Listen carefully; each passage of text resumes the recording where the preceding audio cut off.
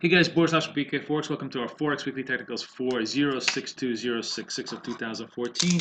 Where are the trades? Well, the market last week or the week prior has been pretty much a setup, I think, for the upcoming week, which is going to create a tremendous amount of event risk. We'll see if any of it translates into massive price action, but it certainly should create much bigger ranges than what we saw this week. I'm bringing up the chart of the euro dollar here for everybody to take a look at. And basically, of course, the euro just essentially spent the whole week effectively in a 50 pip range between 3650 and 3600. We did find bids underneath 3600, not surprising, because one of the things we talked about is the fact that as the euro comes down towards this double bottom over here at 35, every single 50 pip position is a support level. So there's going to be bids underneath here as bargain hunters come out. Now, the assumption here is that if the ECB does nothing but simply cut rates, there could be a dead cat bounce here in the euro, in the sense that the market has already discounted most of the rate cut anticipation from the ECB, and so therefore the euro becomes a little bit of a bargain here at this point. Having said this, though, I'm not so sure. I mean, I think there's definitely a dead cat bounce here, but when you look at the overall structure, technically, of the euro, it is a big distribution top. It's a big double bottom here, and you would really need to have this 35 hold significantly. And by significantly, I mean it's got to hold here, and we have to really trade all the way back up to probably around 38 to retake the support level here at 37, probably around 37.50, 38, in order to change the picture from what is clearly a distributive picture to much more of a consolidation with a possible channel rising towards the 39.50. It's possible, but not conceivable that the euro is going to gain a lot of ground here. The one obvious thing, of course, is if U.S. Rates go down further. If, for example, non-farm payrolls the day following on Friday come in shockingly disappointing. All those things could weigh, and of course, you know, U.S. bonds have already been very, very low. That's been the primary reason why the euro has held its ground so much. So all of those things are possible on a scenario basis, but just from a technical point of view, what you see here is just simply a clear indication of a dead cat bounce, and I still remain of the conviction that every rally is a sell here until probably we clear 3750, maybe 3800. At 3800, you would have to pretty much stop yourself out on all of these retrace rallies. But until that point, if you're a positional trader, every rally has to be a sell, just simply because the technical picture still looks relatively negative. To the downside, however, you do have some support here, 3550, 3500. So that's why it's difficult to try to press through these things. Having said this, though, if we go back on a longer time scale, and if this 35 is given, you see this on a longer time scale, how big a support level this has been over the last several years. If this thing is given, then the real next trade becomes 33, and then of course 30 becomes the really big point. Is it possible that euro will distribute this much? Well, the one thing we know that's kind of interesting is that periods of low volatility, and this is about as low volatility as you can imagine. This is 600 points over a year, right? This is a very, very low volatility. Contrast that with, you know, 12, 13, 1500 points over 6 months, followed by, what is this? This is about 36 down to 26, about 1,000 points. I mean, these are much larger ranges. Basically, ranges 140, 150, 200% of the current range. So if you believe that volatility is mean reverting, that eventually this grinded out low volatility environment is going to change, and let's say it changes to the downside, then yeah, 130 is possible on a long-term basis. But for the meantime, tactically over the next week, certainly you're going to have some interesting challenges. And if the challenge is to the downside, the 35 is going to be the really big support level that's going to be challenged, and we'll have to see how well it trades there. But at least up to 35, that seems to be a reasonable trade to the downside if you get negative flow on the euro. Let me get rid of all these lines, and let's go back to a much cleaner chart here on dollar yen, which continues to effectively just do nothing.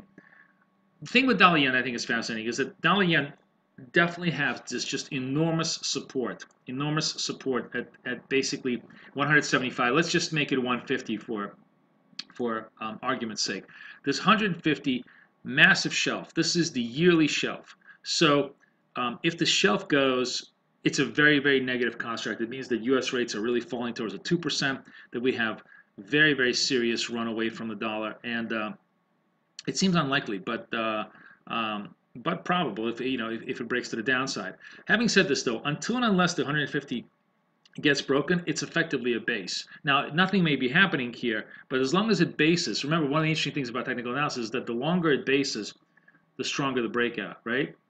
So if this is simply storing energy for a potentially huge run to the upside as U.S. yields begin to rise, then you have a trade that everybody gives up on that eventually turns out to be a huge winner. So worth watching. There's little risk here at this point in terms of pip, but you're talking about what 125 pips of risk here for a potentially big upside move.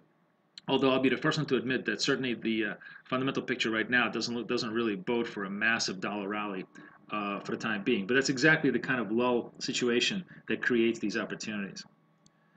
Cable, on the other hand, looks pretty negative. So we had a little bit of a bounce here today, but as we talked about the fact already that cable has formed a lower high over here. It's kind of distributive. The 170 failed once, then the 169 failed, and I think unless and until 69 gets retaken to the upside, you really can't assume that the cable is a buy. As a matter of fact, cable also becomes a very strong sell the rallies trade all the way up to 69, 69.50, simply because one of the interesting things is that even though the obvious trade in cable, as I wrote today in my column, is to the upside, the hidden risk here is that if Scotland spins out of UK, there's a lot of uncertainty around the UK monetary policy that could delay any potential rate hikes well into next year. And the market already pricing in rate hikes closer to the front of 2015 or on the back of 2015 is going to feel forced to come down. Furthermore, you really don't know whether this will have any material impact on UK economy in general, or it won't. Whether the tension of the Scottish independence is going to create some sort of economic freeze in the area. It's a lot of uncertainty. Whenever you have uncertainty, you really don't want to be long the currency until the situation clears itself up. Now it's a long way away. It's September, so there's a lot of trading in between. But for at the very least right now on a technical basis, until and unless 69 gets taken out, you really have to believe that every rally is a sell for the time being. Aussie, on the other hand, is just relative consolidation. It's actually showing some modest strength. It's getting its strength primarily, not necessarily because it itself is doing well. It's doing stationary. Chinese data seems to be relatively steady. We do have a little bit of Chinese data coming out next week, and we have a slew of Australian data that will give us a better reading on the overall Australian economy. But assuming that the Australian economy kind of treads water, then this 92-93 range, which has been a very long range, there still remains to be the consolidative phase. Now, Aussie definitely has resistance at 94.95, but it has support 92, and it seems to be this kind of a range-bound trade here where the lows get bought, the highs get sold, and for the time being, that seems to be the story. If we do have negative news, the critical thing that's going to be interesting to see is how much pressure Aussie is going to catch off this 92 base. If will the market feel so negative about it? And I think the only way the market will feel overly negative about Aussie is if the data suggests that the RBA may not be done cutting rates, that the RBA may have to cut rates further. And in that case, yes, 92 could be given, and then we could be looking at 90 as a really big support level in the near term. So one of the reasons why Aussie is so strong is we look at the crosses here. We see the Aussie Kiwi cross, which is something that everybody thought was a sure trade to the downside, now becoming a really robust trade to the upside. We've talked about the idea at around 109 that this was a potential trade to the upside to 109, but really now we're coming to this rubber hits the road moment of truth here at 110, which is a very big round number and a key resistance point. Now, do I think Aussie is going to easily pierce through 110 and run all the way to 111? Doubtful, but I do think given the run right here, any kind of modestly positive Australian data next week could create the underlying conditions here for a test at a 110 level. So it's definitely one of the more interesting cross trades to watch. Look at this, just absolutely classic W bottom pattern, and a break up to the upside would really suggest seal the deal as far as the turn in the Aussie Kiwi. Something that was the obvious trade to the downside now is turning out to be a much stronger trade to the upside, and definitely worth watching.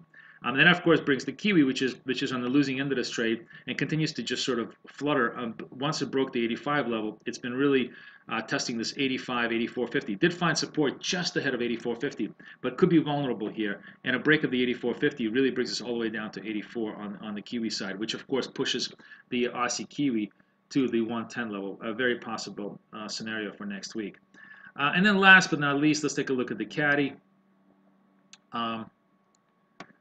which got a little bit of a jolt today from a weaker than expected GDP, but still remains, surprisingly enough, pretty resilient. This 109, far and far away now, a level that it just doesn't want. It finds a lot of sellers over here. Having said this, though, of course, the 108 is the big support level. So we'd have to see. We have Canadian employment coming out next Friday. Given all the data, it's hard to believe the Canadian employment is going to be a blockbuster number. But if it does surprise to the upside, there is a very strong potential here that Dollar CAD could break 108. So that's a definitely worthwhile area to watch for as the week proceeds. A lot of risk event next week. We have the ECB meeting. We have U.S. non-farm payrolls. We have the Bank of Canada meeting. We have the Canadian payrolls. We have a slew of Australian data. We have a smattering of Chinese data. We have some UK PMI data, including PMI construction and PMI services, which is very important. And prior to the ECB, we have the Eurozone CPI flash, all that leading up to, of course, the big meeting on the ECB. So huge amount of event risk, hopefully expands volatility. The ranges are definitely clear on the charts here, and the points of entry, the points of exit going to become probably a lot sharper as the week progresses. Wishing you guys the best of luck and the best of trading. Boris Schlossberg, over and out.